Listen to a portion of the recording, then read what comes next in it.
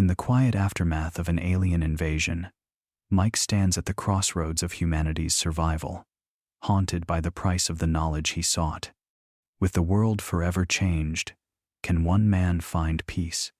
Or is he destined to live with the consequences of his choices? Mike sat back in his worn-out recliner, the desert sun just beginning to dip behind the distant hills. It had been a long time since he had felt the weight of his military past, but the quiet of this small town in the desert had a way of forcing memories to resurface. He had chosen this life for its peace, a life far removed from the chaos he once knew. The air was dry and still, the kind of evening that could almost make you forget the world beyond. But tonight, something felt different. From the corner of his eye, he noticed a flicker in the sky. At first, he thought it was just a star, nothing more than the usual celestial display. But then it moved. Not in the way a plane or a satellite might glide across the heavens, but in a deliberate, unnatural way, as though it were not bound by the laws of physics. Mike's heart skipped a beat, but he quickly brushed the thought aside. Probably just a weather balloon or maybe a trick of the light, he reasoned, shaking his head. He had seen enough strange things in his military days to know that the mind could play tricks when it was left alone too long in the desert. Yet, there it was again, another flash, this time brighter and more defined. Mike's breath caught in his throat, but his instincts were strong. He'd been trained to remain calm, to analyze before reacting. It was probably nothing, but then it began to grow larger, its light pulsing in ways that were impossible to explain.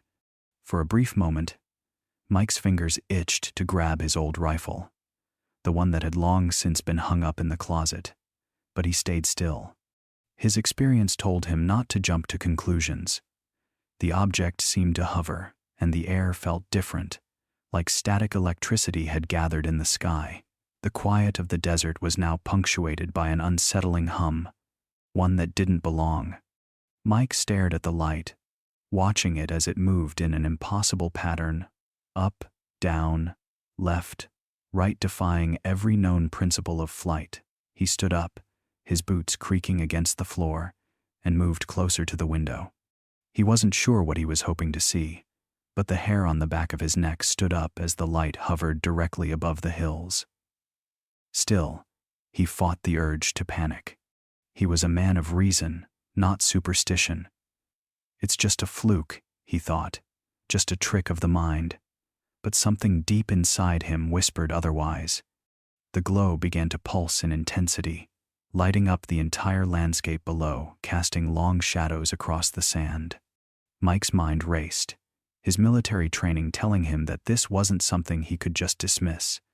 It wasn't a trick of the light anymore. He was sure of that now. But even as he reached for his phone to dial the authorities, he knew something had changed.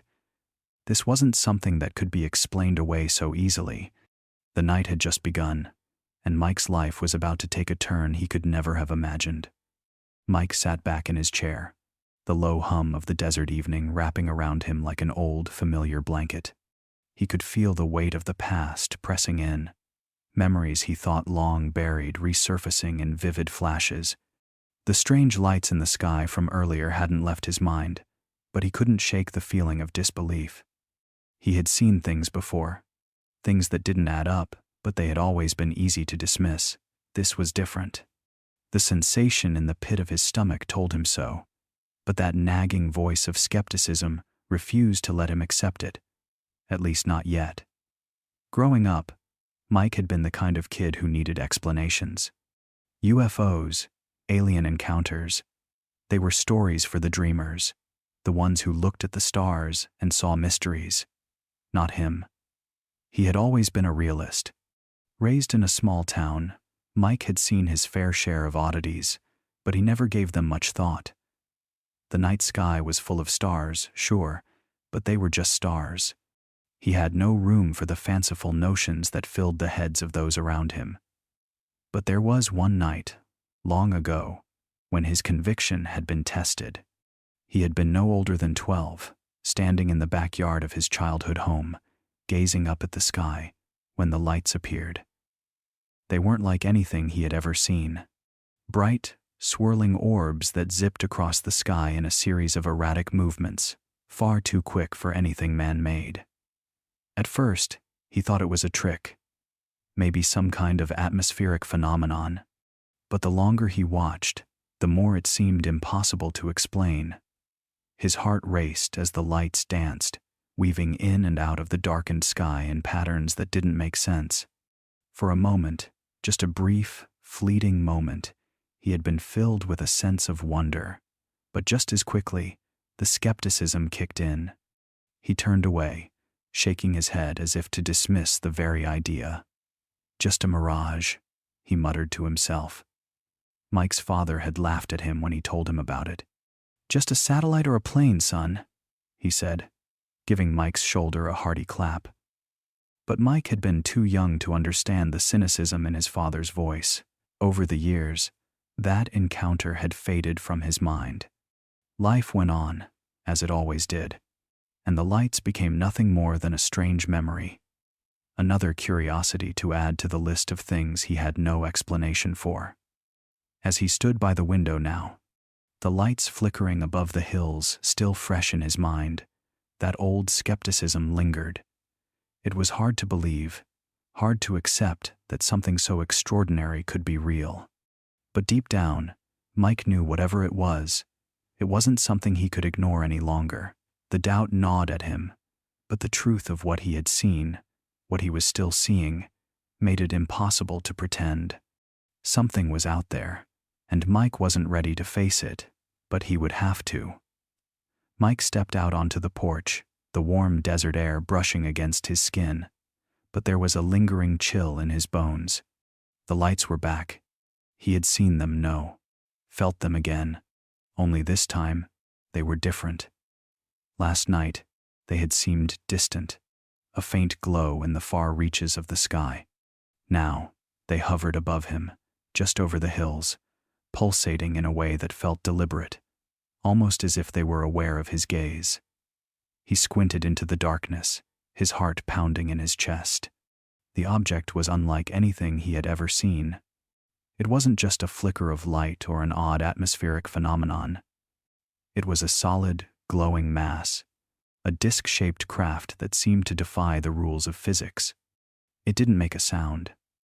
The night was eerily still, save for the hum in the back of his mind, a feeling he couldn't explain but couldn't ignore either. This thing, this craft, was real, and it was here, closer than before, its strange glow casting an otherworldly light on the surrounding desert. Mike felt his breath catch as he took a cautious step forward, his eyes never leaving the object.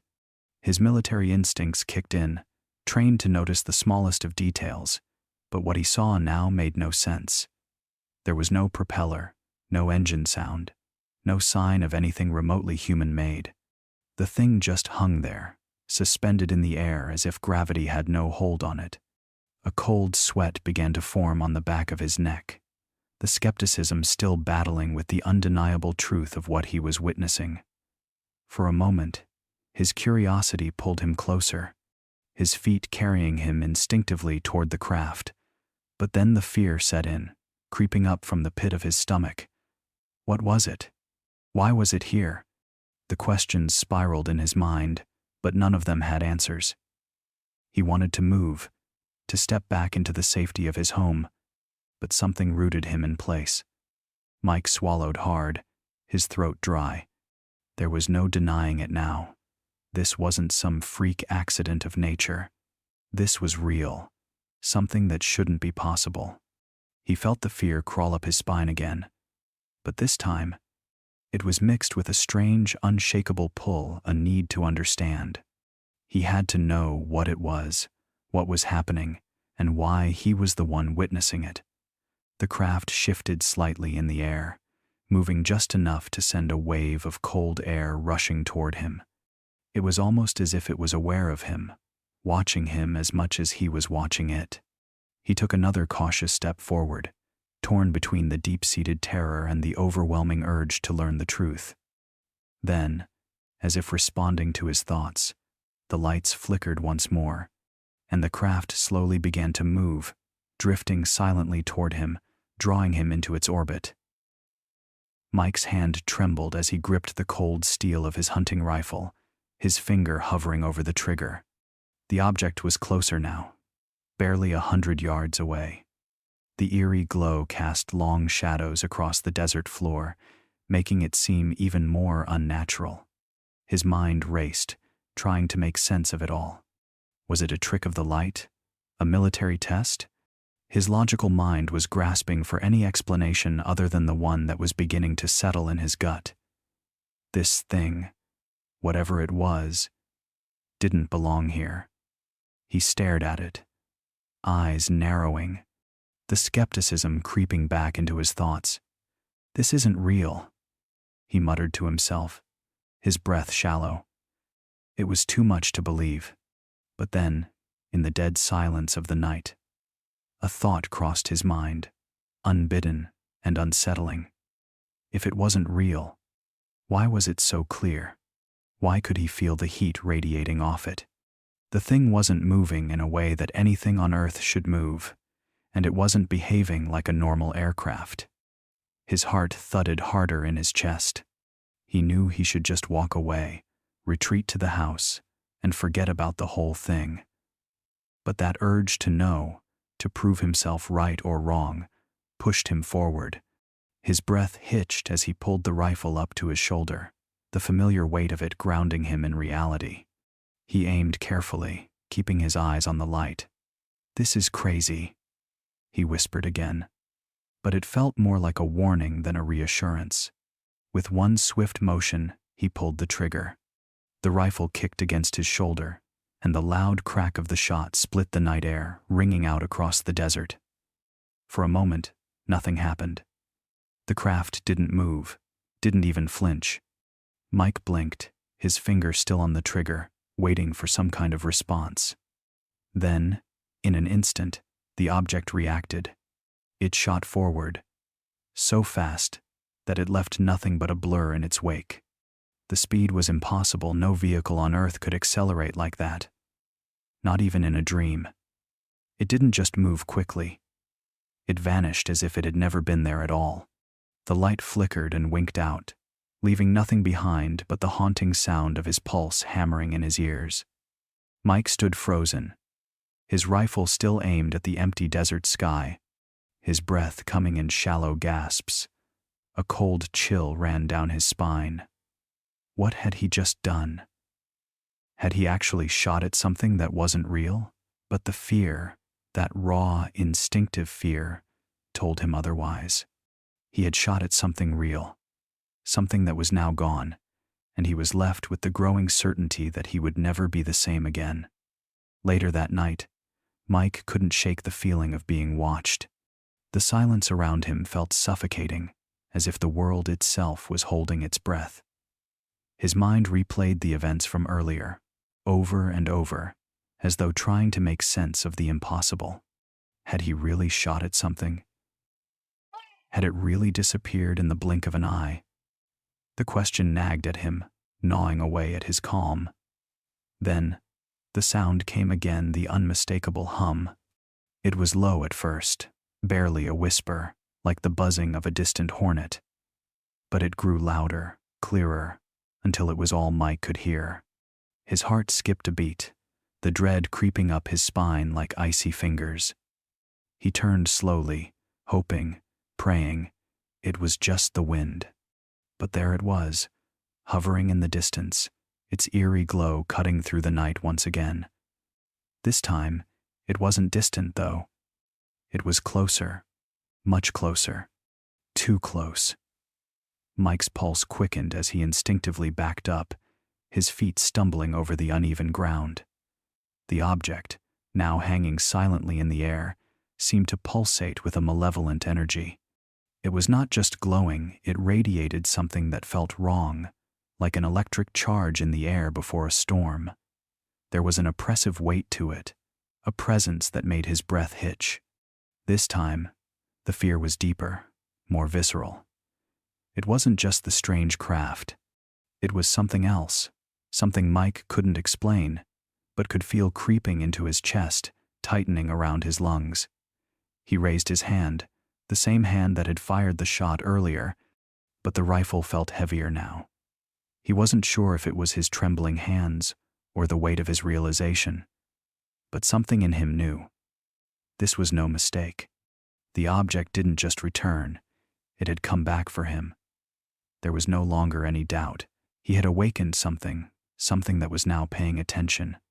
His legs felt like lead, unwilling to move as the UFO moved in slow, deliberate circles above him. Mike's mind screamed for him to run, to get inside, to lock the door, to do anything. But his body wouldn't respond. It was as if the craft had him paralyzed, caught in some unspoken agreement. A sudden, sharp crack of light shot from the object, skimming the ground inches from his feet. Mike flinched, stumbling back in terror. The air was thick with tension, and he could feel the hum of the craft vibrating through the soles of his boots. His breath was shallow, panic seizing his chest. The presence was no longer just strange, it was hostile. And Mike finally understood the magnitude of the mistake he had made. The shot he'd fired had summoned something far more dangerous than he had ever imagined. The UFO loomed above him, as if waiting, as if deliberating. Mike's heart raced. He wasn't sure if it was fear or the sharp, stinging realization of his own folly. But whatever it was growing, suffocating. And he knew, deep down, that whatever came next, he would never be able to undo. Mike spent the next few days in a fog of confusion and growing unease. The events of that night had shaken him to his core, and now, as he tried to go about his routine, nothing seemed right. It started small, a light flickering in the kitchen as he made coffee, the television turning on by itself in the living room, a hum in the walls that seemed to vibrate through the entire house. At first he thought it was just his imagination, a side effect of the terror he'd felt. But the occurrences didn't stop. By the end of the second day, it was clear that something was wrong. The lights in his house started to behave as if they had a mind of their own. The bulbs flickered at odd intervals, not just once or twice, but repeatedly, as though reacting to some unseen presence. His phone would charge for hours, only to show it had no power when he tried to use it. The air conditioning went off without warning, and the hum of the refrigerator seemed strangely out of sync, as if it were struggling to maintain its normal rhythm. His entire house felt off, like it was suddenly inhabiting a different reality, one he couldn't quite grasp. But it wasn't just the electrical malfunctions. That night, Mike slept fitfully, his dreams twisted and chaotic. He found himself in a place he didn't recognize, a vast, empty plain under a sky that was both too dark and too bright, the stars burning cold, distant, and too many. Shadows moved at the edge of his vision, but when he turned to face them, they vanished. The same glowing object that had haunted him before hovered overhead, casting an eerie light that bathed the land below. In the dream, he knew it wasn't just a dream. It was something more, an invitation, or maybe a warning. He woke in a cold sweat, heart racing, with the lingering feeling of the strange sky still pressing down on him. His body was tense, as if his muscles had been locked in place for hours. The moment he opened his eyes, the familiar hum of his house felt wrong, too quiet, too still, as if the walls were holding their breath, waiting for something to happen.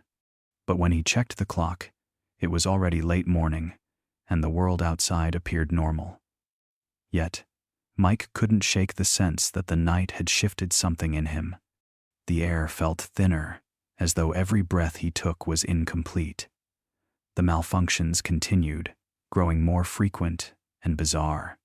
The smell of burning metal would occasionally fill the air, only to vanish when he looked for the source. Even his own reflection seemed to change at times. When he glanced into the bathroom mirror, he'd swear his own face was unfamiliar, more worn, like it had aged years in a matter of days.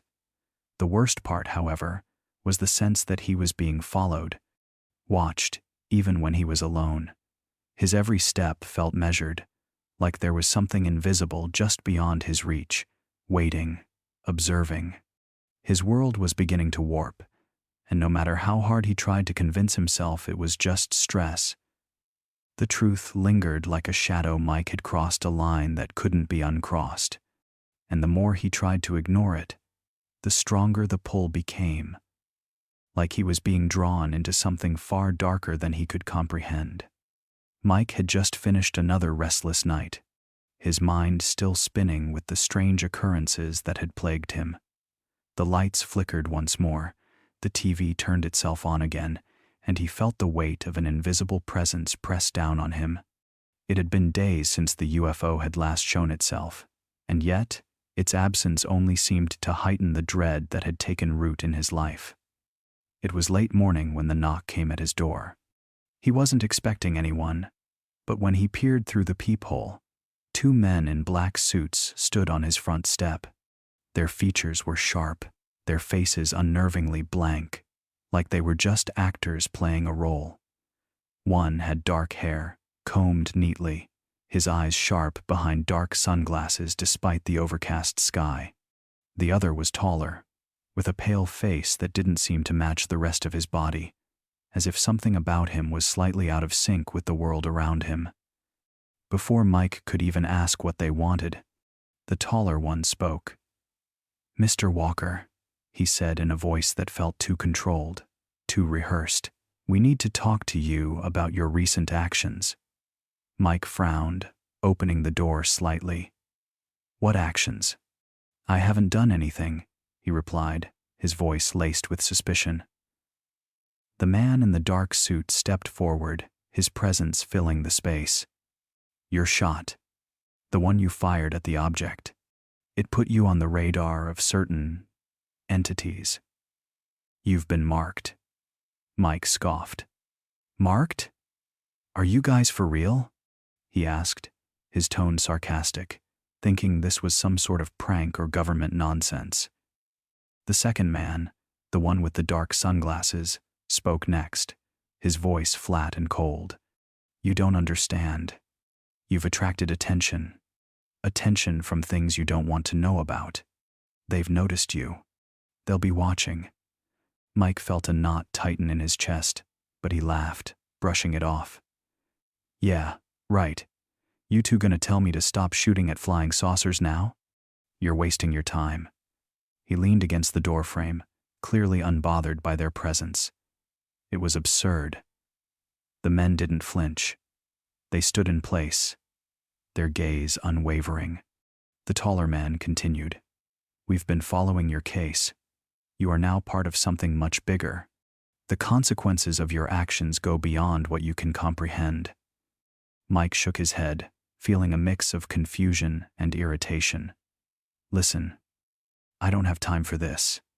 Whatever you think you know, just get off my property. There's nothing to see here." The man in the black suit raised his hand, his palm open in a gesture of finality. "You're being watched, Mike Walker. Be careful. Your next move could be your last." Before Mike could respond, the 2 men turned and walked away, disappearing down the path toward the street. Mike stood there, staring after them for a moment. He felt a chill, but just as quickly as it came, he shook it off. "Creeps," he muttered under his breath, shutting the door with a thud. But as he locked it, a sinking feeling spread through him. Their words lingered, gnawing at him in the back of his mind. For the first time since that night, Mike wasn't so sure of himself. Something wasn't right. The world was moving around him in ways he couldn't control, and no matter how much he dismissed it, it was closing in on him. Mike tried to brush off the encounter with the 2 men in black, convincing himself it was some kind of prank or government scare tactic. But as the days passed, a strange sense of unease settled in his bones, gnawing at him like a persistent itch he couldn't scratch. The once quiet comfort of his home felt different now, like something unseen was lurking just out of reach, waiting to reveal itself. It started small. At first, he thought it was just the result of too little sleep, the kind of half-dreams that come when you're too tired to tell where consciousness ends and imagination begins. He'd catch fleeting glimpses, just shadows, really in the corners of his vision. They were quick, always darting out of sight before he could fully focus on them. One night, he sat on the couch, his eyes glued to the television. The usual hum of the house, the soft creak of the old wood, the distant rattle of the refrigerator was interrupted by a low, barely audible sound. A whisper, perhaps, or something close to it, but no one was there. Mike froze, staring at the empty hallway that led to the bedrooms. The air felt heavier, like something was standing just beyond his line of sight, watching him. He stood, his feet dragging across the floor as he walked toward the hallway. There was nothing, of course. Just the familiar scent of his old house and the soft click of the light bulbs overhead. But as soon as he turned back to the living room, he saw it again. A shadow more solid now, lingering by the doorframe, as if it was watching him. His breath caught in his throat. His heart beat louder in his chest, thudding with the rhythm of anxiety. Shaking his head, he walked over and flicked the light switch, but nothing changed. The shadow lingered in the corner of his vision, like a dark smear that refused to be wiped away. Mike laughed nervously, trying to convince himself it was just the way the light played against the walls. But deep down, a creeping sense of dread gnawed at him. Later that night, as he tried to sleep, the sounds began. Faint at first, a soft tapping against the walls, like the rhythm of footsteps echoing in the distance. But the house was still. He could hear the wind rattling the windows, the occasional crackle from the fireplace, but nothing that would explain the tapping. He rolled over, pulling the covers tightly around him as he tried to block it out. But then, a soft scraping noise came from the direction of the kitchen. It sounded like something dragging across the floor, slow and deliberate. Mike's pulse quickened. He held his breath, straining his ears to listen. Silence, then the noise again. Closer this time. He had to check. His legs were stiff as he swung them over the side of the bed and stood up. He grabbed the flashlight from his nightstand, the beam cutting through the darkness as he moved cautiously down the hallway. Nothing. The kitchen was empty, as it had been before. But the feeling remained. Something was there. Something just beyond the reach of his eyes, lurking in the shadows. Mike sat at his kitchen table, the harsh light from the overhead lamp illuminating the scattered papers in front of him. He'd been trying to make sense of it all, the strange lights in the sky, the unnerving encounters with the men in black, the eerie shadows in his house. It all seemed too far-fetched, too surreal. But deep down, he knew something had shifted in his world. Something he couldn't explain. His mind kept racing back to the night he shot at the UFO and the terror that followed. There was no going back now. His fingers brushed over the envelope sitting on the table, the plain white paper stark against the dark wood. No return address, no markings. Just his name scrawled in careful, neat handwriting.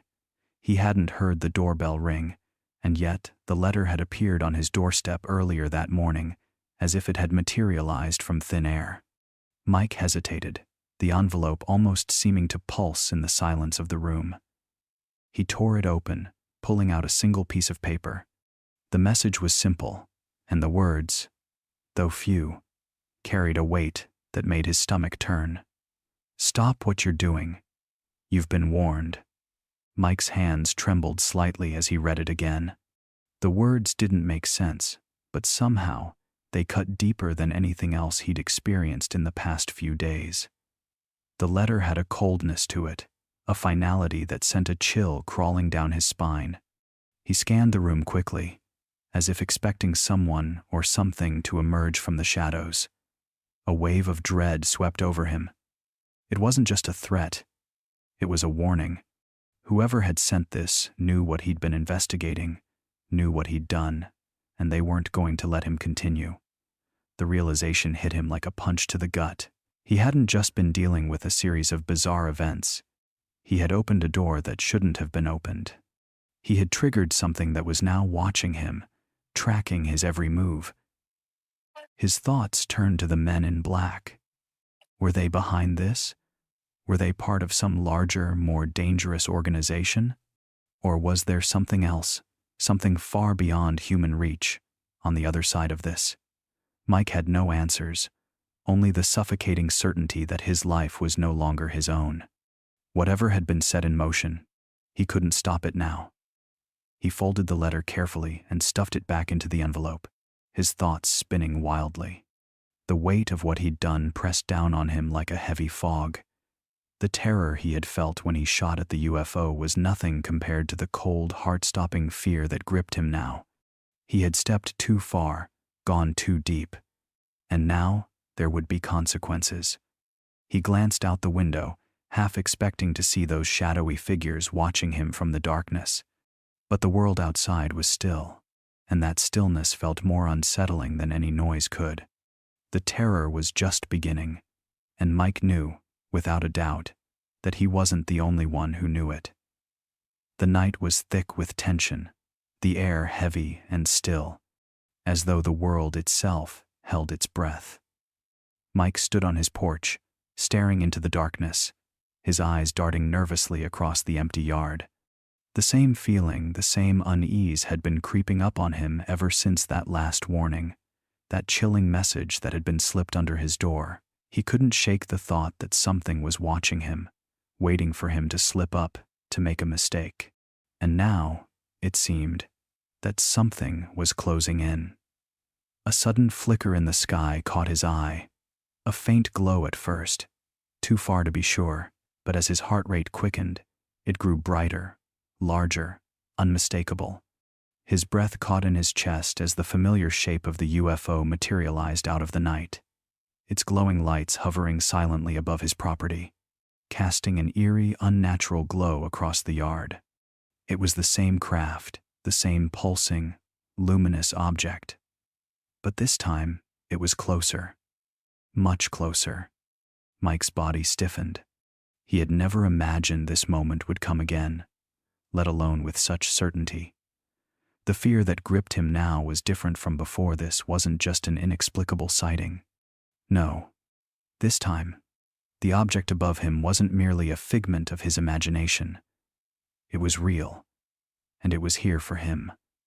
His legs felt like lead, his mind racing, yet his body frozen. He wanted to run, to hide, but he couldn't move. Every instinct screamed at him to escape, but his limbs were heavy, paralyzed by a force stronger than fear itself. The light from the UFO intensified, growing brighter until it felt as though the entire world had been bathed in its otherworldly glow. The beam of light shot down from the craft, a sharp, focused column of white that struck the ground just inches from his feet. The world around him seemed to tilt, everything growing distant, as if reality itself was unraveling before his eyes. The beam didn't touch him directly, but the sheer intensity of it overwhelmed him. His heart pounded in his chest, his breath shallow and rapid. He felt as though he were being drawn toward it, his body unwillingly inching closer to the light. He could feel it deep within his bones, a deep, resonating hum that made his skin prickle. The sensation was alien, unnatural. It wasn't just light, it was something else, something he couldn't understand, something that seemed to pierce through him, to reach into his very core. His mind screamed, urging him to fight, to break free, but his body wouldn't obey. He was locked in place, unable to move, unable to speak, as the beam continued to shine down on him. A wave of cold, unexplainable dread washed over him, and he felt the presence of something beyond his comprehension, something far more powerful and ancient than anything he had ever imagined. And then, just as quickly as it had arrived, the light vanished. The UFO, with its eerie glow, retreated back into the sky, disappearing into the night as though it had never been there. Mike was left standing in the silence, the hum still vibrating through the air, his body trembling with the aftershock of whatever had just happened. His legs finally gave way, and he sank to his knees, gasping for air, the weight of his fear crushing him. The night had changed him. The days that followed the encounter felt like a slow descent into madness. Mike couldn't shake the feeling that he was being watched. It wasn't just paranoia, not this time. There was a presence, something close, always lurking just beyond the edges of his awareness. It followed him through the day, a weight on his shoulders that never lifted. The hairs on the back of his neck stood up whenever he was alone, and the air around him felt thick, charged with something he couldn't see but could feel deep in his bones. At first, the changes were subtle, nothing more than a creeping sense of exhaustion that seemed to come from nowhere. He had always been a man of grit, someone who pushed through physical strain without complaint. But now it felt as if every ounce of energy had been siphoned from his body.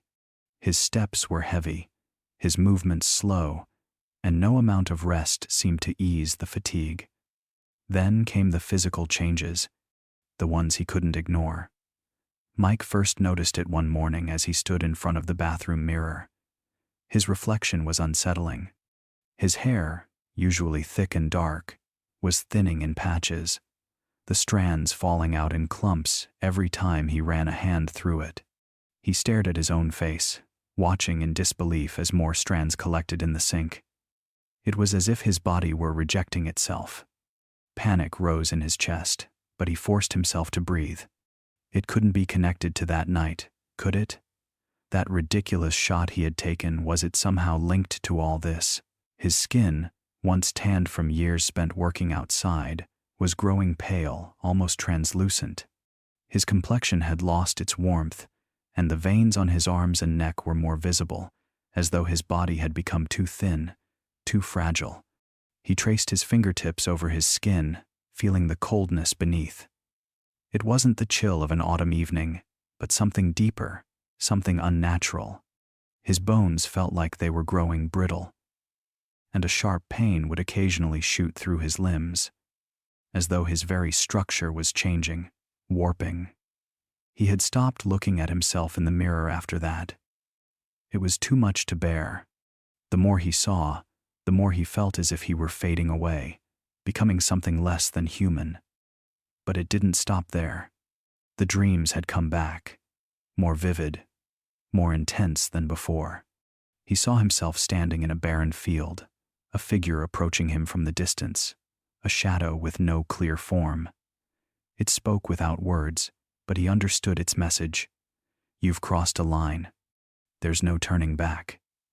The voice echoed in his mind, a whisper that clung to him even after he woke up, drenched in sweat.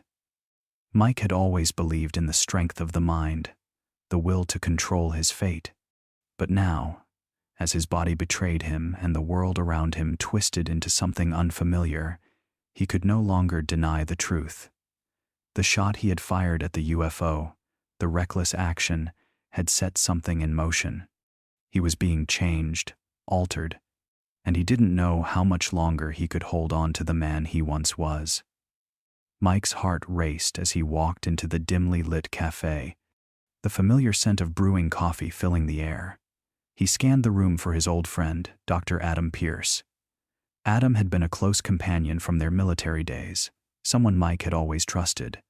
The man sat in the corner booth, his back slightly hunched, his fingers nervously tapping the table. As Mike slid into the seat across from him, Adam looked up, his face pale, his eyes tired but focused. "Mike," Adam began, his voice low, almost cautious. "I wasn't sure you'd come."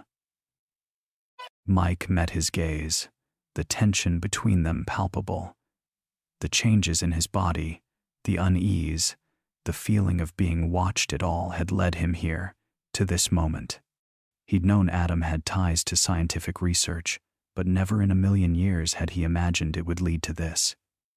"I didn't have much choice," Mike replied, his voice rough. "I'm not sure what's happening to me. I thought you might know." Adam's gaze flickered to the door, as if checking to ensure no one was listening, before leaning in closer. "I know more than you realize, Mike," he said, his words heavy with the weight of something unsaid for too long, "and it's time you knew the truth." Mike's heart beat faster, anticipation and dread swirling inside him. He had suspected something larger was at play, but hearing it from Adam, hearing it spoken aloud, felt like the final tether snapping. Extraterrestrials, Adam said, the word hanging in the air like a secret finally exposed. They've been here for decades, long before you took that shot. Mike blinked, disbelief flooding him. What the hell are you talking about? He stammered. Adam's eyes softened, filled with a sadness that Mike couldn't place. You've seen the UFOs, Mike. You've felt it. They're not just figments of your imagination. They're real. And they've been under surveillance for a long time. Governments, private sectors, the military, we've all known about them. Mike leaned back, his mind struggling to process the words. He had been a skeptic his entire life, dismissing the idea of extraterrestrials as fantasy. But now, hearing Adam's calm admission, the pieces began to click into place. The strange phenomena, his own deteriorating health, the sense that something had been triggered by his actions. It all made a twisted kind of sense. Why didn't you tell me? Mike's voice trembled, anger and betrayal seeping through. Adam took a deep breath, his face drawn. Because we weren't supposed to know. This goes beyond anything we've been told. There's a reason why they keep these things under wraps. These beings, they've been studying us for longer than we can imagine. Mike's mind reeled, the implications of Adam's words settling in like a weight on his chest. What do they want? I don't know, Adam confessed, shaking his head. But it's more than just observation. They've been monitoring us, tracking us for decades. And you, Mike, you've drawn their attention. The weight of it all hit Mike like a hammer. His actions, the reckless shot he had set something into motion. And now there was no going back. The truth had been uncovered, but it had come at a price. Mike awoke to the sound of shuffling footsteps echoing through the darkened hallway of his house. At first, he thought it was just another dream, his mind still half caught in the haze of sleep. But then the footsteps grew louder, distinct, purposeful. They weren't just in his head. Something was moving in the house. His body stiffened, fear crawling up his spine. He knew it wasn't a normal night. It hadn't been for weeks. Since the moment he took that shot, things had spiraled out of control. His health had worsened, his skin pale and brittle, his hair falling out in clumps. But worse than that, something had started to manifest in the shadows around him, creatures, or at least, he thought they were. They moved like smoke but took form, shifting shapes at the edges of his vision. And tonight, they were closer than ever. He forced himself out of bed, his legs weak beneath him, and crept toward the door. The house was eerily silent, save for the low hum of electricity crackling through the walls, a sound that made his skin crawl. The air felt thick, charged, like a storm was about to break. Every step he took was met with a strange, unfamiliar resistance, as if the very atmosphere had become heavier, more oppressive. Suddenly, a cold gust of wind rushed past him. Despite the windows being shut tight, it made his breath catch in his throat, the sharp chill sinking deep into his bones. His heart pounded faster, panic rising within him. He wasn't alone. And whatever was here, it wasn't human. The hallway light flickered, casting erratic shadows across the walls. Mike's breath caught in his throat when he saw the figures, two dark shapes standing at the far end, half materialized in the dim light. They were tall, their bodies sleek and shifting like liquid, their features too indistinct to make out. But Mike could feel their presence, the unnatural energy that rippled through the air around them. His first instinct was to run, to flee, but his feet felt rooted to the floor. The creatures didn't move at first. They just stood there, watching, observing, as if waiting for him to make the first move. The room seemed to contract around him, the walls pressing in, the very space feeling smaller with each passing second. Mike wanted to scream, to shout for help, but his voice was caught in his throat. He could feel the weight of his disbelief, the price of ignoring the truth for so long, crashing down on him. This was his fault. The shot, the defiance. Everything that had happened was a result of his refusal to accept what he'd seen. Then, as if in response to his thoughts, one of them stepped closer, its shadow stretching unnervingly long across the floor. It didn't speak, but Mike felt the presence of its mind pressing against his, probing, seeking, and in that moment, Mike realized the full extent of his mistake. These weren't just hallucinations. They were real, and he had unknowingly invited them into his life. The price of his ignorance was much steeper than he had ever imagined. The price, it seemed, was his soul. Mike woke in a cold sweat, his heart racing as the remnants of the dream clung to him like a heavy fog. The darkness of his bedroom felt suffocating, the silence broken only by his shallow breaths. The figure he'd seen in his dream still lingered in his mind, its image burned into his consciousness. It wasn't the first time, but this time felt different, more vivid, more real.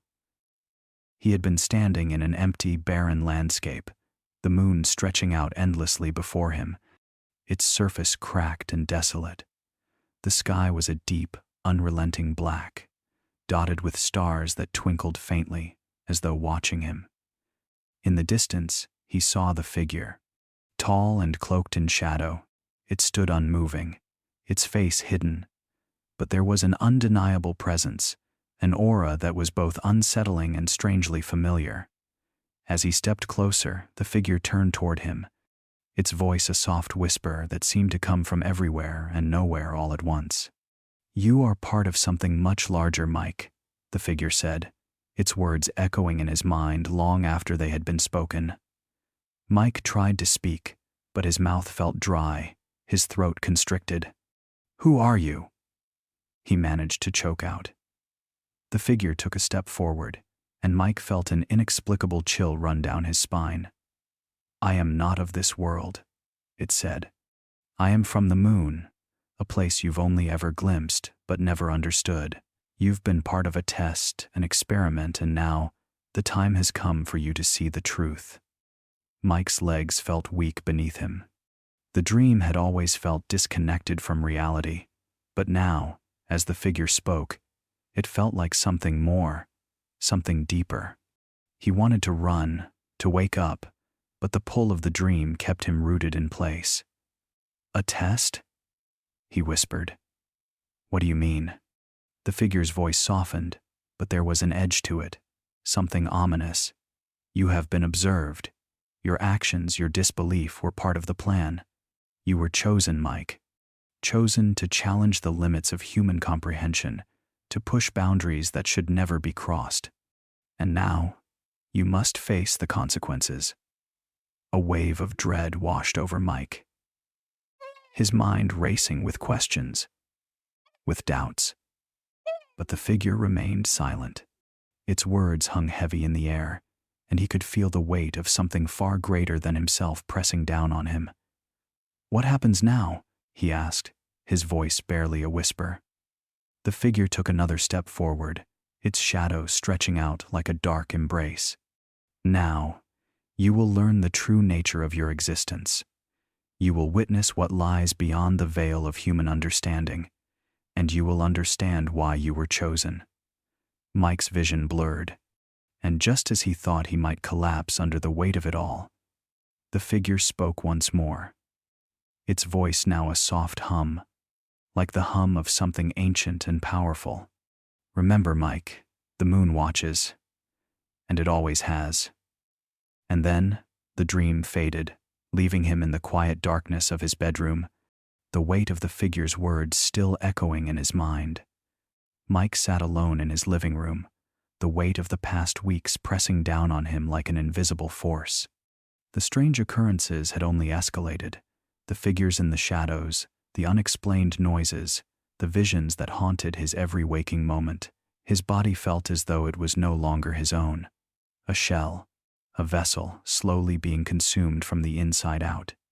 Every day, his mind teetered on the edge, the fragile line between reality and madness growing thinner with each passing hour.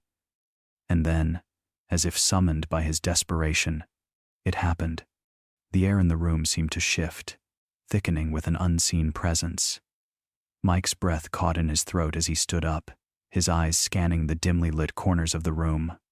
It was then that he saw it standing just beyond the threshold of his vision, a cloaked figure, shrouded in darkness. The figure moved without a sound, its presence both unsettling and magnetic. It was impossible to make out any details beneath the dark hooded cloak, but Mike could feel the weight of its gaze, cold and unyielding, as though the figure could see into the very core of his being. "You've been searching." The figure's voice was low, almost mechanical, its cadence deliberate, for answers that were never meant to be found. Mike's heart skipped a beat. His body tensed, and for the first time in what felt like forever, he felt an overwhelming sense of dread. "What do you want from me?" he managed to ask, his voice trembling despite himself. The figure took a step closer, the air growing even colder. "What I want is simple," it said, its tone smooth and unsettling. "I offer you a choice. Stop seeking what lies beyond the veil, or risk unraveling the very fabric of this world." Mike's pulse quickened, his mind racing. The figure's words made no sense, yet the truth of them felt undeniable. Every instinct within him screamed to run, to ignore the figure and its cryptic warnings. But something held him in place. Something far more powerful than fear, curiosity, perhaps, or the deep-seated need for answers that had driven him to this point. "Why now?" Mike asked, struggling to keep his voice steady. "Why come to me?" The figure's dark hood seemed to shift, as if it were aware of his every thought. "You have already crossed a line, Mike," it replied. "The very fabric of reality has been altered because of your actions. The forces you've awakened cannot be contained. The consequences of your continued pursuit will be catastrophic, not just for you, but for all of Earth." Mike's mind spun, the weight of the figure's words crashing into him. Catastrophic consequences? Had he really done something that could affect the entire planet? He thought of the strange, alien presence that had followed him, the creatures that had begun to manifest around him, the way his body was changing. Could all of this be connected? "Stop, Mike," the figure continued, its voice softening. "Walk away now. Forget everything. Forget the moon. Forget the beings. Forget what you've learned. And this world, your world, will continue on as it should." Mike's throat went dry. The offer hung in the air, tempting, terrifying. He could feel the weight of the choice bearing down on him, knowing that whatever he decided would irrevocably alter the course of his life and perhaps the entire world. And for the first time since all of this had started, Mike hesitated. The paranoia crept in slowly, like a whisper at the edge of his thoughts, too soft to ignore but too insistent to dismiss. Mike couldn't shake the feeling that he was being watched. It started with the subtle things, the flicker of lights when no one was near, the faint hum in the air that seemed to follow him wherever he went.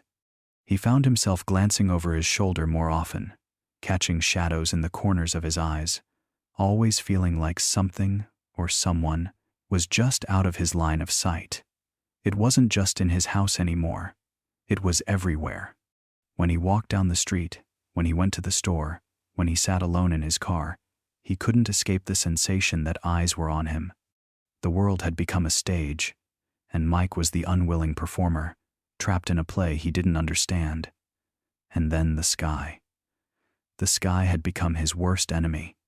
It had started as a passing thought, a single moment when he thought he saw something strange in the distance, a flash of light that didn't belong. But that moment turned into another, and another. Now, the flashes were constant, like brief, shimmering glimpses of something hovering above him. He would look up, heart pounding, only to find the sky as empty as it had been before. But the thing was, no one else seemed to see it. The people around him went on with their lives, oblivious to the strange anomalies that were now so apparent to him. The flashes became more frequent, the patterns more recognizable. And yet, Every time he pointed it out to someone, they would laugh or shake their heads, telling him it was just a trick of the light. It was always the same reaction, and the isolation began to gnaw at him. The flashes in the sky weren't like anything he had seen before. They weren't just UFOs, they were different. They moved in ways that defied logic, sometimes too fast to follow, other times lingering just long enough to torment him. They had a purpose, an intelligence behind them. He was sure of it. But no one believed him. The sense of being watched grew stronger with each passing day. He could feel eyes on him wherever he went. It wasn't just the sky anymore. It was everything. The faces of people he passed on the street seemed too still, too vacant, as if they weren't really looking at him but were somehow looking through him.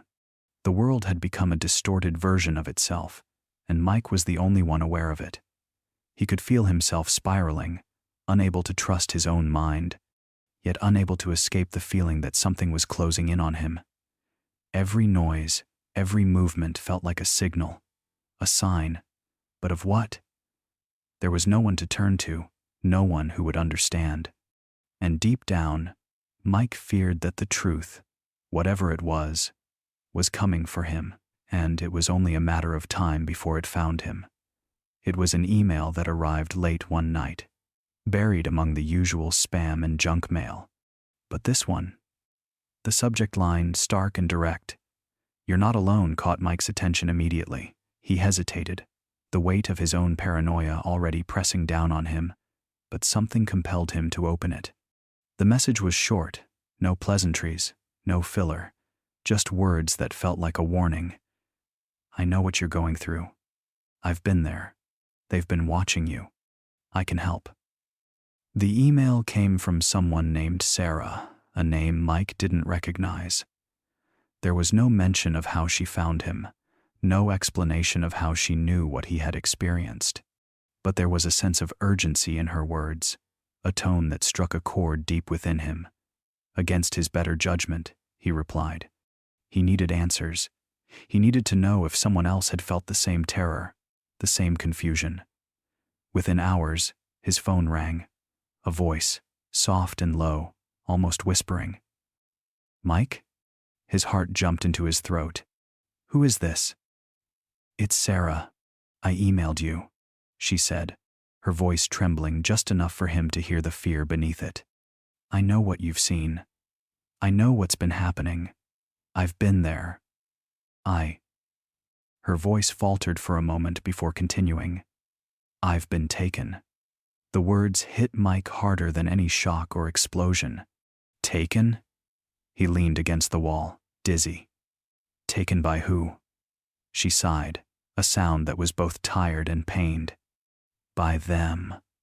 The ones in the ships, the ones you've been seeing.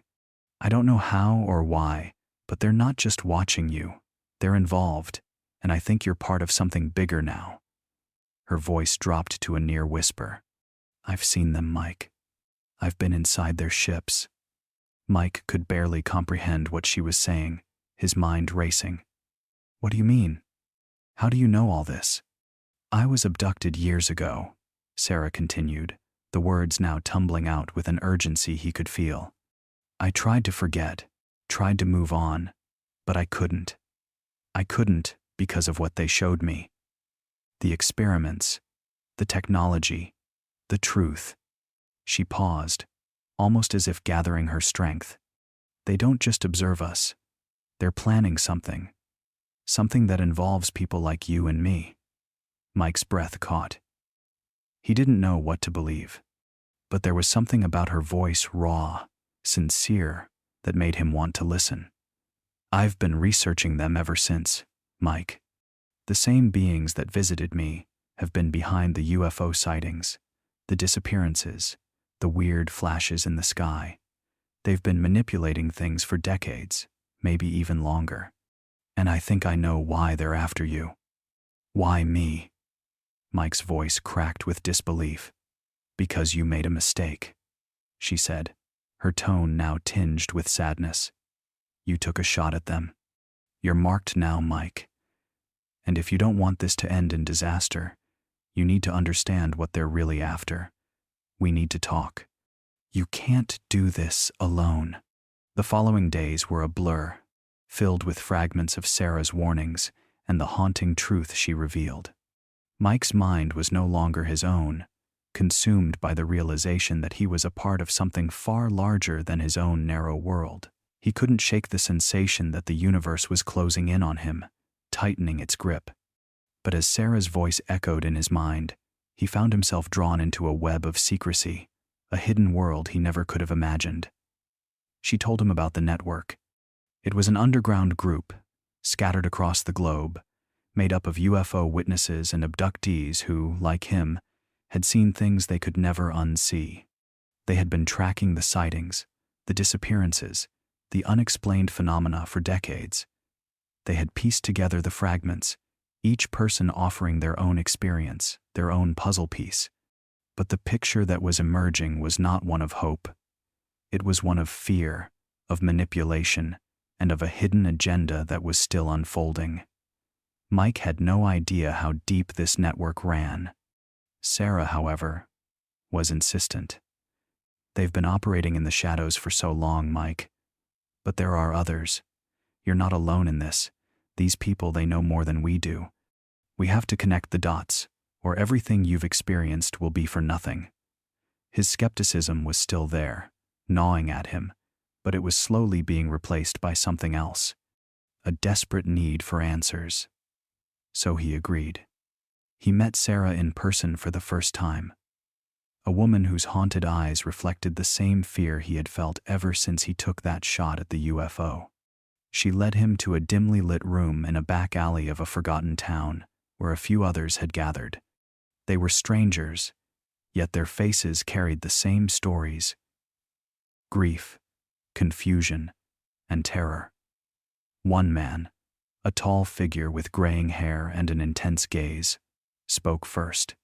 We've been tracking them for years. The government won't admit it, but they know more than they let on, and they've been covering up the truth. The abductions, the UFO crashes, the accidents, they've all been part of a larger plan. They want something, and they've been testing us, using us to build a network of sorts.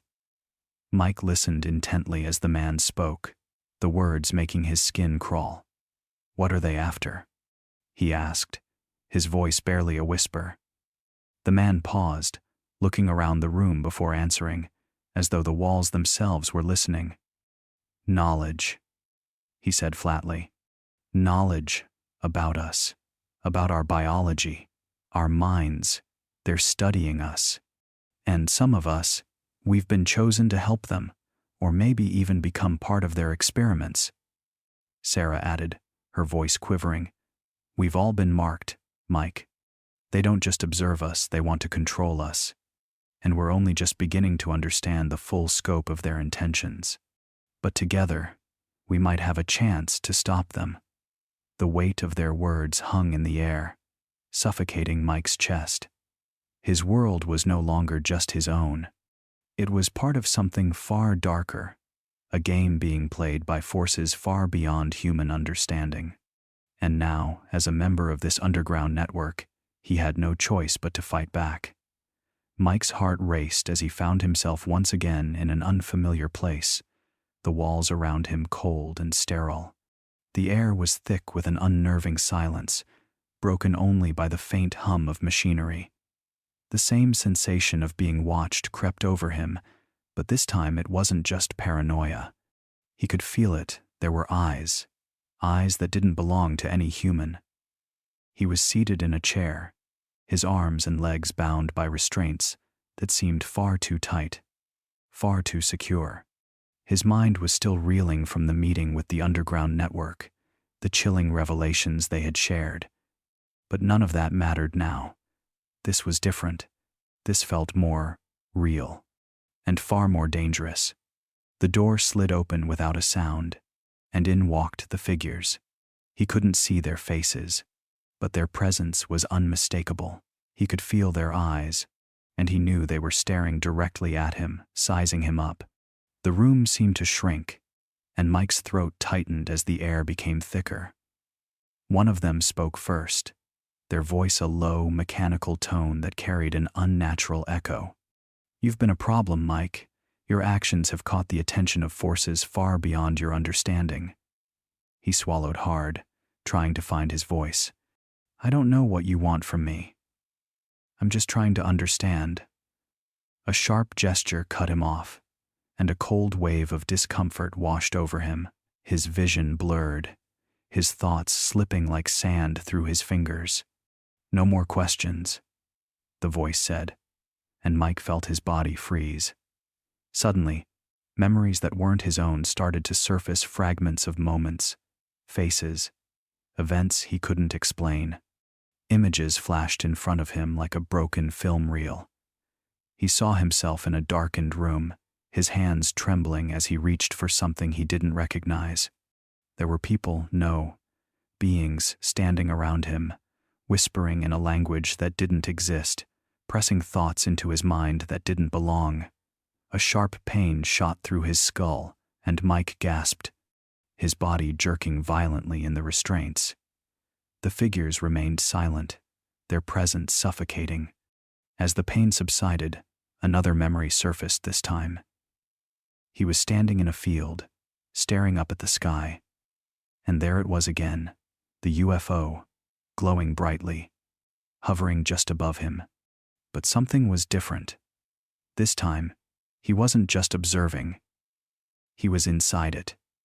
His head spun, the memories changing, shifting with an almost eerie fluidity. He couldn't separate what was real from what was fabricated.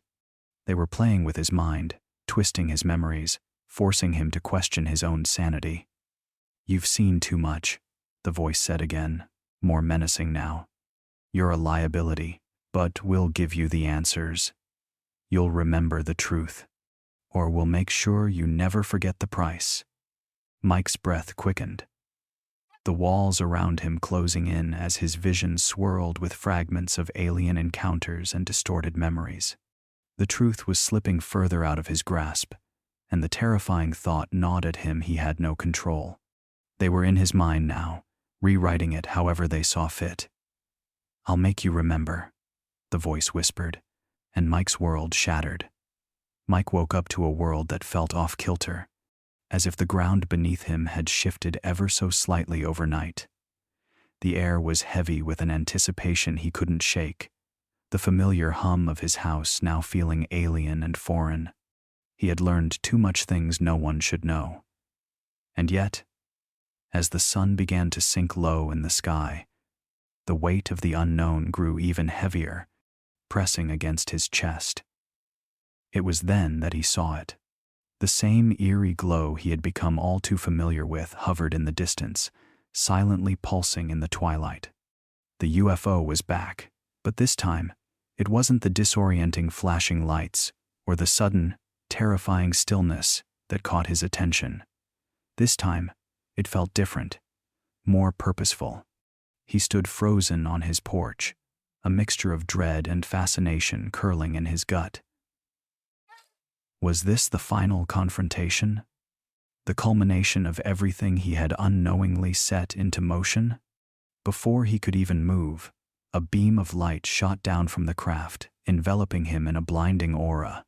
He felt the familiar sensation of paralysis grip him, his body refusing to respond as the light pulled him in. His mind swirled with confusion, memories merging into a blur. He tried to scream, but his voice was lost in the beam. And then, there was a voice, a deep, resonant tone that didn't seem to come from any one place, but filled the very air around him. "Mike," it said, the sound vibrating through his chest. "You have been a catalyst. Your actions have set into motion a chain of events that cannot be undone." His pulse quickened, his body trembling under the weight of the voice. "What do you mean?" He managed to force out, though the words felt foreign to him as they left his lips. "The invasion begins now," the voice continued, cold and unrelenting. "It was always meant to start with you, your encounter, your decision to fire the shot. It's all part of the plan." Mike's stomach twisted. Invasion? He whispered, disbelief mixing with horror. What are you talking about? Who are you? We are the ones who have watched. We have seeded life. We have waited. The time is near. The beam around him shifted, and for a moment, he saw a vision of Earth, bathed in fire, the skies filled with ships far more advanced than anything humanity had ever conceived, cities reduced to rubble, chaos, and in the center of it all, standing amidst the destruction, was Mike, his face twisted in both terror and understanding. His heart pounded in his ears as the voice spoke once more. This is the future you have helped to create. The invasion begins with your actions, and now it cannot be stopped. The light pulled back, and with it, the vision faded. Mike collapsed to his knees, gasping for air as his surroundings returned to normal. The UFO remained above him for a moment longer, and then, as silently as it had come, it disappeared into the sky. Mike was left alone, but the message had been clear. He had unknowingly triggered something far beyond his comprehension, a force that was already in motion, one he could no longer control. The future was unfolding, and it was a future that began with him. The days that followed felt like a blur, each one melding into the next with a weight that grew heavier on Mike's shoulders. He couldn't escape the sense that something in his life had always been leading up to this moment, something he had failed to see until now. The UFOs, the strange occurrences, the enigmatic beings, it wasn't just random. It wasn't just a coincidence that he had become involved in their grand design. There was a deeper connection, something he had been blind to all along. Mike's thoughts were clouded with this realization. Every small detail, every strange encounter, now seemed to form a pattern that he hadn't understood before. The inexplicable memories of his childhood, the dreamlike visions, and even the UFO sightings, they weren't just random events. They were threads, woven into his life by forces beyond his comprehension, shaping him for a purpose he had never asked for. He began to dig into his past, searching for anything that might explain the connection between him and the extraterrestrials. As he sifted through old journals and photographs, it was as though pieces of a puzzle were slowly falling into place. There, in the faded pages, he found a picture of himself as a young boy, standing by a strange object, something he had completely forgotten about. His eyes widened as he stared at the photo. It was from an incident he had never recalled until now, a memory buried deep in his mind. The image showed a small, glowing craft hovering near the woods behind his childhood home. He could remember nothing about it. But now, the recollection surged forward with a force he couldn't deny. He had seen that ship before, even though it had been hidden from his conscious mind all these years. It wasn't just a random moment. It was the first encounter, the start of it all. The realization hit him like a tidal wave. His entire life, every strange feeling, every unexplained event, had been linked to them, the extraterrestrials. They had been watching him long before that fateful night when he fired the shot that sent the UFO speeding away. He had been chosen long before he understood the consequences of his actions. Mike's heart pounded as the enormity of what he had uncovered began to sink in.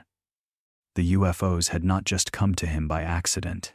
His life had been a series of tests, experiences, and carefully orchestrated moments to prepare him for this moment where the line between Earth and the unknown was finally being crossed.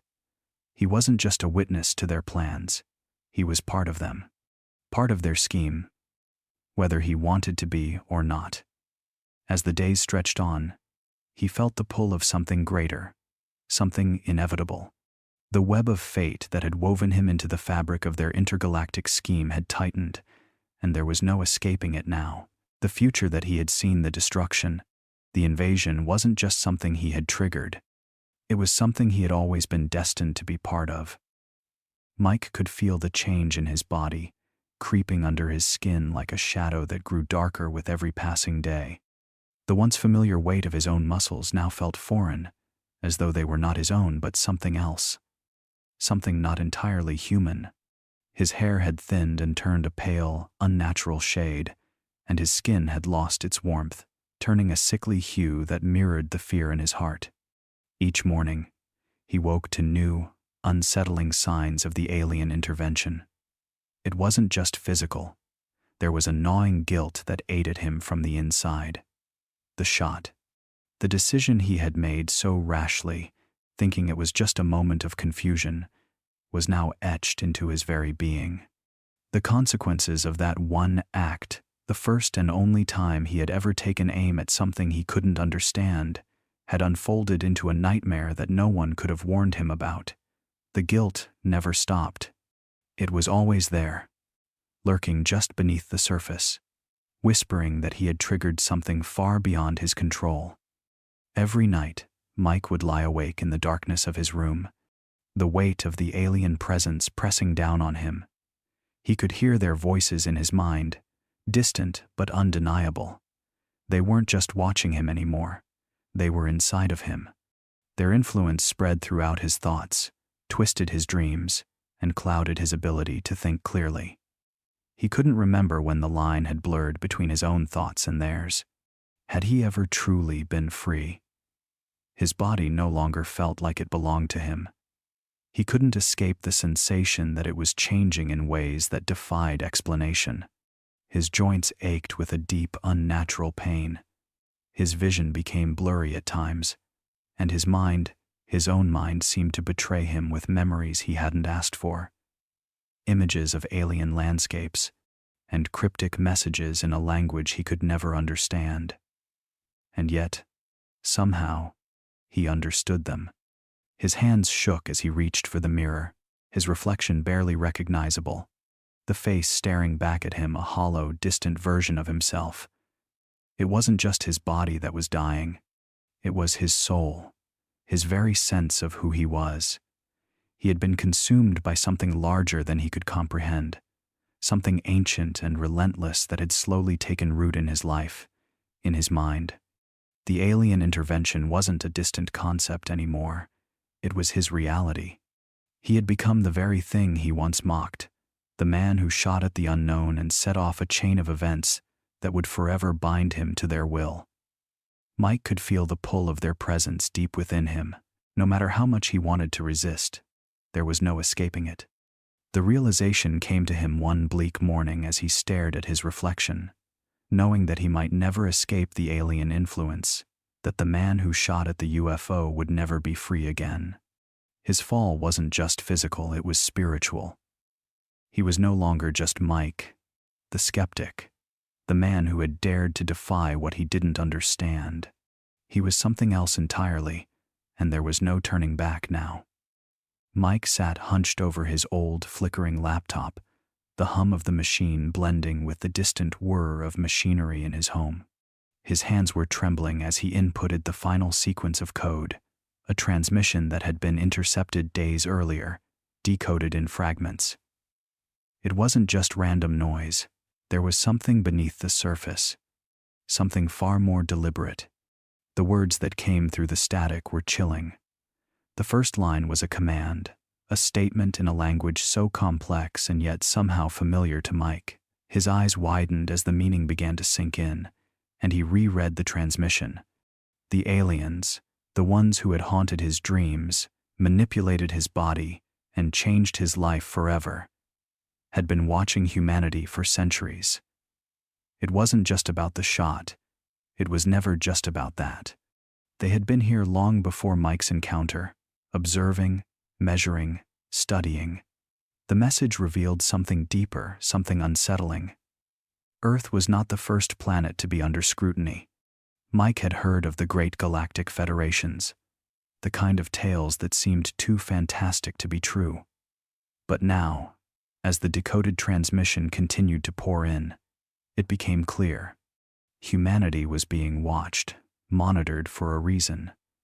The aliens had been studying human potential, trying to determine whether Earth and its inhabitants were worthy of joining their vast federation. Mike's stomach twisted as he realized that the fate of Earth had always hung in the balance, silently suspended between the stars and their unseen observers. It was a test. The aliens hadn't come to conquer, not yet. They had come to evaluate. Mike's own experience, his decision to shoot at the UFO had been part of it. A test. A final gauge of humanity's ability to understand the unknown, to push past its fear and ignorance. Mike had unwittingly become the very measure of human potential. The aliens had been waiting to see how far Earth would go, how far humans could push the limits of their understanding before reaching a breaking point. And the truth was becoming clear. Earth was not ready. Not yet. Mike's mind raced, grappling with the gravity of the revelation. The world, as he had known it, was an experiment in motion, a vast study of whether Earth and its people were worthy of the stars. How many other worlds had been tested and failed? How many civilizations had come to this crossroads only to be discarded, left to wither away on their own planets? Was this the fate of Earth too? Were the aliens waiting for a singular moment, a spark of potential, before they would open their gates and allow humanity to join them, or would they close the door forever? The message finished with a final warning. Your actions determine the future of your world. Do not fail. Mike stared at the screen, his breath shallow. The weight of it all crashed over him, the reality of his existence and Earth's future forever intertwined with the judgment of beings from the stars. Mike paced restlessly through his small, dimly lit house, the weight of the universe pressing down on him. The transmission from the aliens still echoed in his mind, their chilling words reverberating through the corners of his thoughts. Do not fail. It wasn't just a warning, it was a challenge that had put him squarely at the crossroads of human destiny. He couldn't help but think back to that moment the first time he fired that shot into the sky. His life had been simple, predictable, before that night. Now, it was anything but. The alien presence had been inside his head for months, a constant reminder that his actions had consequences far beyond what he could have imagined. The damage he'd caused was undeniable, but the question that gnawed at him now was whether it was too late to stop it. Mike had spent sleepless nights trying to piece together the fragments of what he had learned. He could see the larger picture now. The alien race had been observing humanity, testing its resilience, pushing its boundaries, and he had unwittingly become a part of that. In his quest for answers, he had opened a door that was never meant to be opened. And now, as Earth teetered on the edge of either joining the Galactic Federation or being discarded as unworthy, Mike was faced with a brutal choice. Should he help humanity resist the alien intervention, fighting to preserve the world he once knew, or should he serve as a bridge between Earth and the stars, allowing the aliens to shape the future of the human race? The decision seemed impossible, a cruel paradox. He wasn't the man he once was. The weight of the aliens' influence had changed him. He could feel it in his bones, in the subtle shifts in his body, the flicker of otherworldly power pulsing through him. But that didn't mean he had to embrace it, did it? He thought of the people he loved, the life he had lived before this madness had taken hold. He remembered the sense of normalcy, the quiet evenings, the clear nights watching the stars. Could he really accept the aliens' offer to become a messenger between Earth and the stars, to carry their influence to the rest of humanity? It wasn't just a political decision, it was personal. Would he be betraying everything he'd fought for, everything that had defined humanity's spirit, if he agreed to serve them? The alternative was no less daunting. To fight, to push back against the aliens, meant risking everything: the lives of those he loved, the future of the planet. It was a battle that might not even be winnable. Could humanity stand against a force so far beyond it? Could he be the one to lead that fight, knowing the odds were stacked so heavily against them? Mike stopped in front of the mirror, his reflection staring back at him. He saw the changes, the pallor of his skin, the hollow look in his eyes. He knew that if he didn't make a choice soon, the decision would be made for him. The future of humanity rested in his hands, and the path forward was as uncertain as the stars. Mike stood before the alien council, his heart pounding in his chest. The room was vast, impossibly large, its walls stretching far beyond the limits of sight. Around him, the beings he had come to fear and revere watched in silence, their faceless forms towering over him. The air hummed with a low, vibrating energy that sent a chill down his spine. The tribunal was in session, and Mike was its sole focus. He had never imagined a trial like this, one where the very essence of his humanity was under scrutiny. The cold, emotionless eyes of the council examined him as though he were a specimen, a subject to be dissected, not a man. The weight of their judgment pressed on him, suffocating in its intensity. He could feel his knees tremble slightly, but he forced himself to remain upright. This wasn't just about him anymore. This was about the future of humanity. The proceedings began with a voice that wasn't quite a voice, more like a presence, that filled his mind, speaking directly to his thoughts. Mike, you stand here because of your actions. The shot you fired at one of us, a minor incident in the grand scale, has set into motion events that threaten the balance we have maintained for millennia. Your species, your planet, has become a variable in our calculations. The words reverberated in his mind, their meaning sinking in. It wasn't just his actions they were judging, but humanity itself. Earth, a planet teeming with life, brimming with potential, was now under examination by forces far beyond anything he could comprehend. The trial wasn't a mere formality. It was an evaluation, a judgment of the human race. The weight of it was more than he could bear. "What do you want from us?" Mike's voice cracked, his throat dry. He hadn't meant to speak, but the question tumbled out before he could stop it. It wasn't a plea, but a demand for clarity.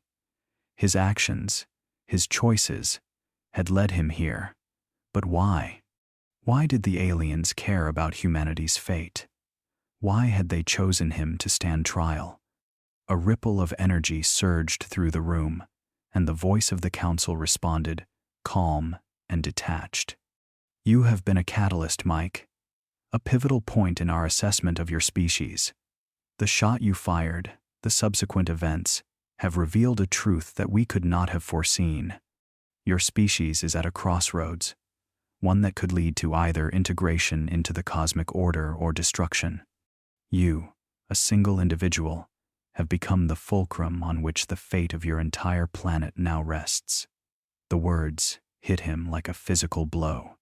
The universe, vast and indifferent, had been watching Earth, waiting for this moment. Humanity's place in the cosmos was not one of prominence, but of uncertainty.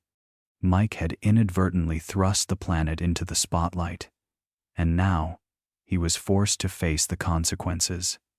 The Council's judgment would not be swift. The truth about humanity, its future, and its potential for either great progress or annihilation was still unfolding.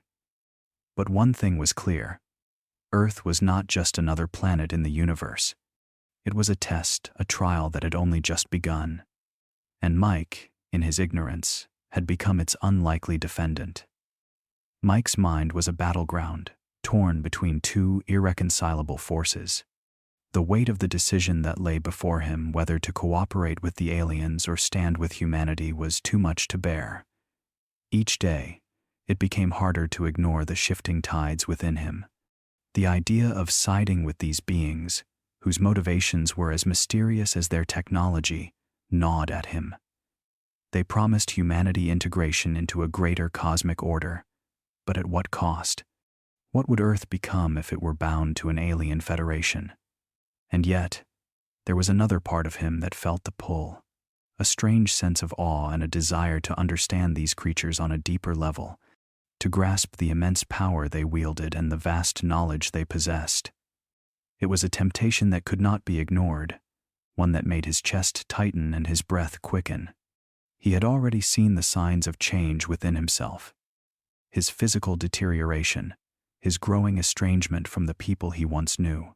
Each passing day, it felt like the space between him and the world he used to be part of grew wider. He tried to reach out to his old friends, those he had once trusted, but the conversations felt hollow, like he was no longer speaking the same language as them. They were still grounded in the human experience, whereas he was drifting into a strange, new realm, caught between the ancient forces of Earth and the cosmic pull of something far beyond his comprehension. He would lie awake at night, his mind consumed by the question that would not leave him alone. Could humanity truly survive on its own, or was it doomed to repeat its mistakes, forever caught in a cycle of destruction? The aliens had shown him glimpses of a future where Earth's potential was realized, where its people were free from the chains of war and ignorance.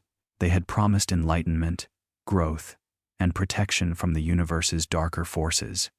Yet, deep down, Mike wondered if this was a gift or a trap. As the war raged within him, he began to see the world around him differently. The city, once familiar and comforting, felt foreign now, as though he was an outsider, looking in on a life that no longer made sense. His former allies, the ones who had stood by him through thick and thin, now felt like strangers. He could no longer connect with their simple concerns about the mundane, about work, about family. His conversations with them felt like echoes from a past life, as though the man he had once been was slowly fading away, replaced by someone who understood the weight of the universe's vastness. Mike's loyalties were tested in the silence of his mind, a place where the alien whispers had found their way in. He could feel himself slipping, drawn towards their vision of the future. Yet every fiber of his being screamed against it. Was he betraying everything he had once believed in? Or was this the next step in human evolution, one that he had been chosen to witness? The war within was far from over, but with each passing day, it became harder to deny the alien presence, the knowledge that something far greater than he could ever imagine was waiting on the other side. The question was no longer whether he should cooperate with them, it was how much of himself he was willing to lose in the process. Mike never expected betrayal to come from someone so close, someone he had once called a friend. It was the kind of wound that cut deeper than any physical blow, a betrayal that made him question everything he thought he knew about trust, loyalty, and the people he had fought beside. The moment the truth hit him, it was like the ground beneath him had been ripped away. He stood there, frozen, as the weight of the revelation settled in. It was an unexpected turn. His friend, someone who had been part of his life for years, someone who had listened to his fears and shared in his doubts about the alien situation, had turned against him. It wasn't just a simple act of turning a blind eye, it was an active, deliberate move.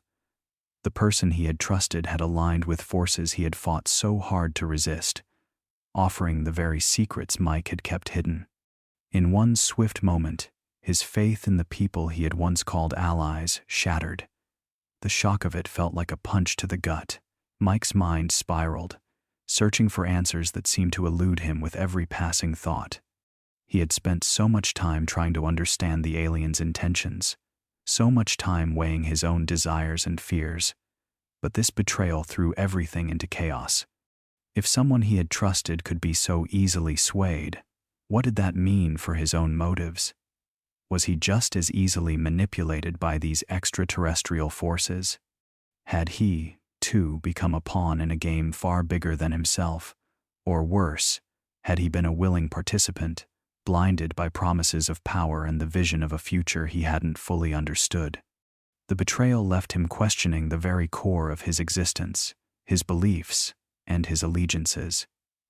Had he been wrong from the start to trust in the alien agenda, or had he simply misjudged the people around him? It became impossible to discern where his true motivations lay, as the lines between right and wrong blurred further with each passing moment. The alien whispers, which had once seemed distant, now felt unnervingly close, their influence creeping into every decision he made. He wondered, with rising dread, if his own choices had been tainted by the very forces he had been trying to resist. Every conversation, every decision he had made in the past weeks now felt suspect. Had he been a puppet, dancing on strings he hadn't even realized existed? Or had he truly believed he was doing what was best for humanity?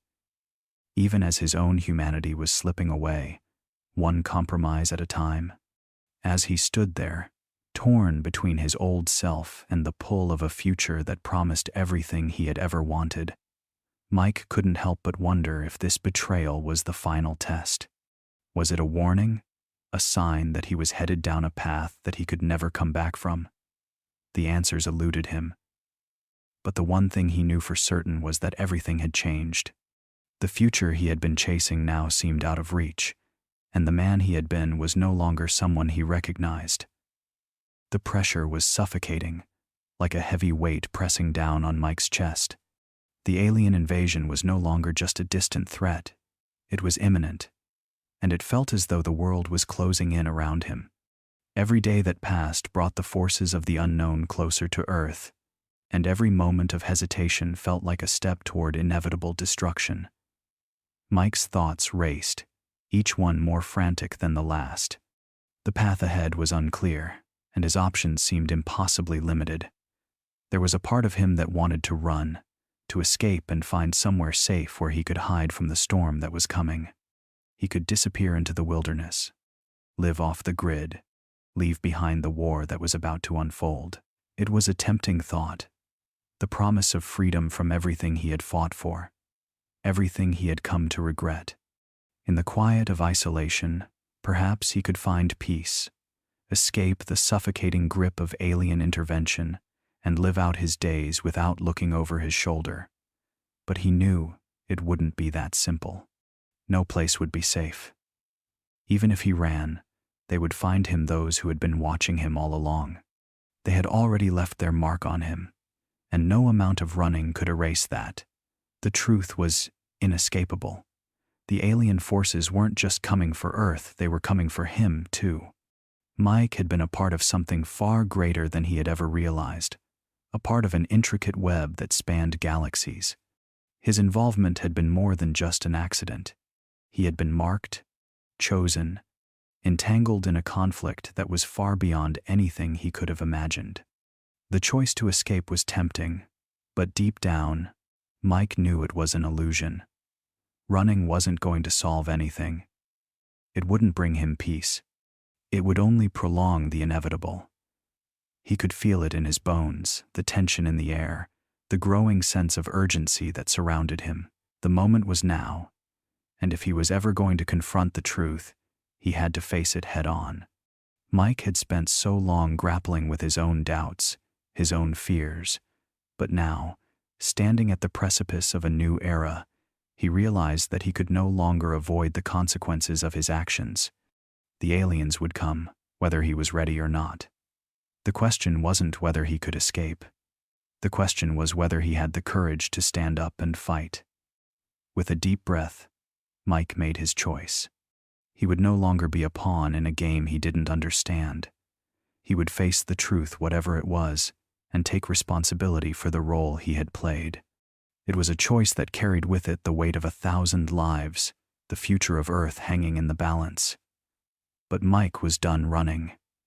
Now, he had to face what came next. He only hoped he was ready for the consequences. The sky was darkened with the hum of foreign ships, their massive forms blotting out the stars as they descended toward Earth. The invasion had begun. Cities burned, streets filled with chaos, and the world trembled beneath the weight of an alien force unlike anything humanity had ever faced. People screamed in the streets, huddling together in fear, but somewhere amidst the terror, something began to stir. The resistance, those who still held on to the hope of survival, were preparing for a fight. And Mike, a man who had once believed in running, found himself standing at the forefront of it all. He had never asked for this, never wanted to lead. But the world had made its demands clear, and Mike couldn't look away. The alien forces had come for Earth, but he wasn't going to let them take it without a fight. As chaos swirled around him, he stepped forward, joined by a few loyal allies. They had nowhere else to go but forward. No other choice but to lead this fight, to rise against the terror that threatened to swallow the planet whole. Mike's mind raced as he tried to think of a strategy and some way to level the playing field. The aliens' technology was far beyond anything Earth had, and the sheer power of their ships seemed invincible. But Mike knew something they didn't. He knew Earth. He knew the land, the people, the way they fought when they had no other choice but to survive. If there was a way to strike back, to find their weakness, Mike would be the one to figure it out. The human spirit was stronger than any technology. It was just a matter of finding the right way to unleash it. With his team, Mike gathered intelligence, pieced together patterns from the enemy's movements, and mapped out strategies. They would hit them where it hurt, use guerrilla tactics to outsmart them, and, most importantly, they would not back down. Earth had a fighting spirit, and it would show in every corner of the globe. He looked at the faces around him, ordinary people who had been thrust into this war by sheer circumstance. They had no training, no weapons to speak of, but they had something more powerful: resolve.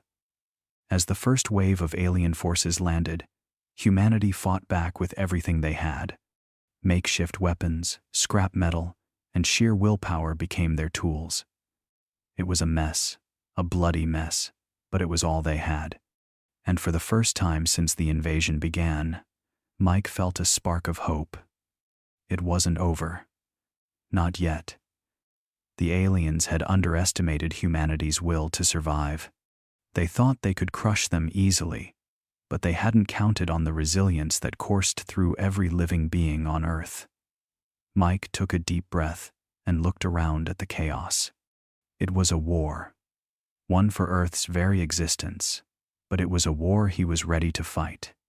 The battle had only just begun. The air was thick with smoke and the sound of gunfire, a constant barrage of chaos that rattled the bones of every soldier who dared to stand. The battlefield stretched far and wide, from shattered city streets to fields of dust, all torn asunder by the alien invaders. It was now or never. Humanity's last stand had begun. Mike stood at the front lines, sweat dripping down his face, the weight of the world on his shoulders. The alien ships loomed overhead, their cold, mechanical eyes scanning the chaos below, ready to end it all. His mind raced, heart pounding in his chest as he looked over the army gathered at his command. This was it, the moment they had all been preparing for. It was all on him now. There could be no hesitation, no second guessing. He had to lead them, not just into battle, but into victory. The alien forces were relentless, their technology light years ahead of Earth's best. Their energy shields were near impenetrable, their weapons capable of vaporizing entire squads in an instant. But humanity had something they didn't: a reason to fight, an unshakable will to survive. This wasn't just a war for territory. It was a war for their home, for their future, for everything they had ever known. The order was given. Mike's voice cut through the mayhem, steady and commanding. Charge! In that moment, the world seemed to hold its breath. The soldiers, once unsure, now moved with purpose. They advanced, weapons raised, as explosions rained down around them, their footsteps firm on the blood-soaked earth.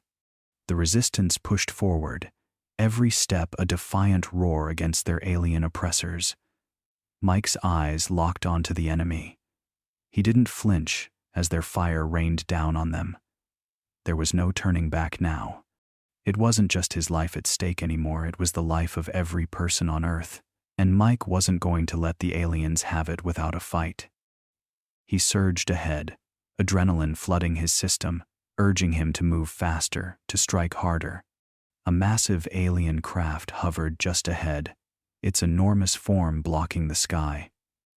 Mike could feel the heat of the alien weapons as they fired toward him, but he didn't stop. He pushed through, his team following, one step at a time. The battle raged on, but they were getting closer. With one final defiant yell, Mike led the charge. He hurled himself toward the alien vessel, a desperate but determined surge of energy that seemed almost unreal. His team followed, a collective heartbeat of desperation and hope. They reached the alien vessel, now within striking distance. The war was far from over. But in that moment, Mike knew they had made their mark. The aliens hadn't counted on this kind of resistance, and their arrogance would be their downfall. The last stand had begun, and humanity wasn't ready to lose. The battle was over, but the silence that followed was deafening. The smoke from the weapons, the sound of the dying, all seemed to vanish as Mike stood in the midst of the ruin. His body ached, the weight of the years pressing on his shoulders. But it wasn't just physical fatigue that wore him down, it was the knowledge, the truth, the cost of everything he had come to learn. The alien ships had been repelled, their invasion thwarted for now, but the victory felt hollow.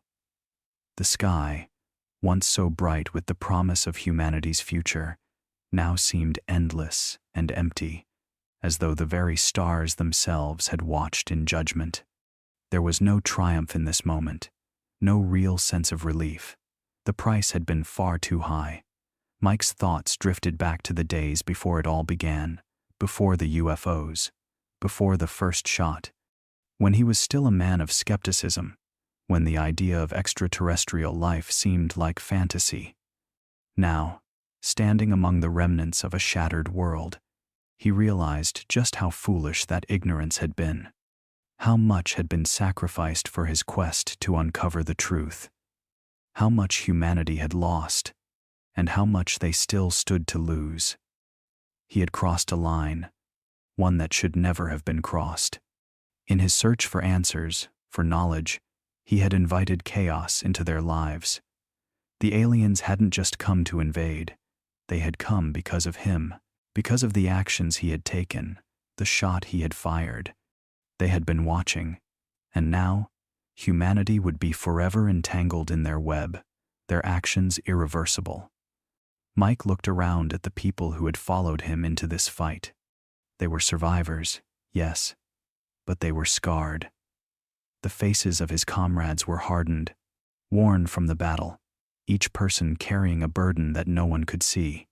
They had fought for survival, for Earth, for humanity, but at what cost? The scars were more than physical. Their minds, their spirits, had been tested in ways no one should ever endure. He thought of the message he had received from the strange figure on the moon, of the truth revealed in fragments, a truth that humanity wasn't ready to comprehend. The aliens had known it. They had studied humanity's every move. And now, Mike realized, they were not the only ones who had been watching. He, too, had been part of their experiment, part of a much larger plan. The knowledge he had sought had come at a price that was still being paid. Mike closed his eyes, feeling the weight of his decisions. There was no going back. The world would never be the same. In his pursuit of knowledge, he had unleashed forces beyond his control, forces that might one day return.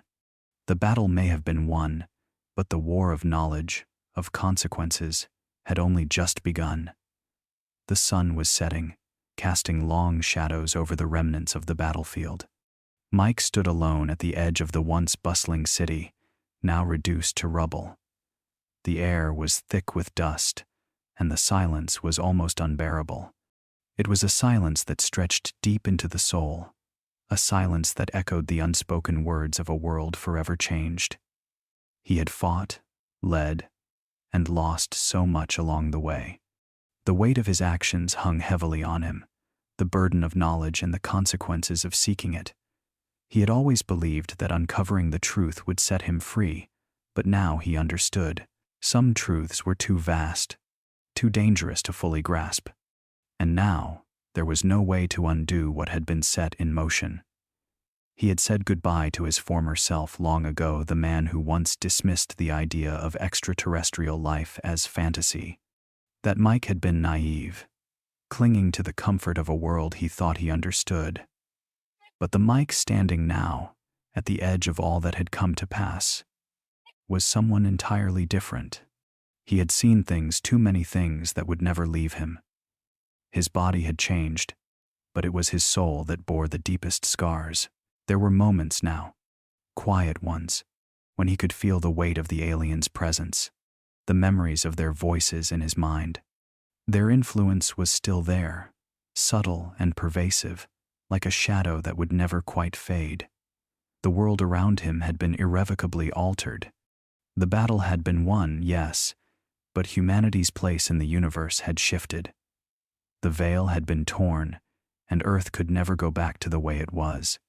As much as Mike longed for the days of ignorance, he knew those days were gone. There would be no returning to the simplicity of what he once thought was reality. The alien presence, their influence, would always linger now, a constant reminder that Earth was no longer isolated. He took a deep breath, exhaling slowly, trying to let go of the tension that had built in his chest. The mission, the fight, had ended. But he couldn't shake the feeling that the true battle was just beginning. Humanity had survived, but would it thrive? Would it ever be the same again? Turning away from the ruins, Mike took one last look at the horizon, his mind drifting back to all the people he had lost, all the choices he had made. There were no more words left, no more regrets to speak aloud. He had done what he could, for better or for worse. With a final, quiet sigh, Mike turned and walked away, his figure disappearing into the fading light. The world would carry on, in its new, altered form, and Mike, too, would move on, leaving behind the man he used to be, knowing that Earth's future had changed forever.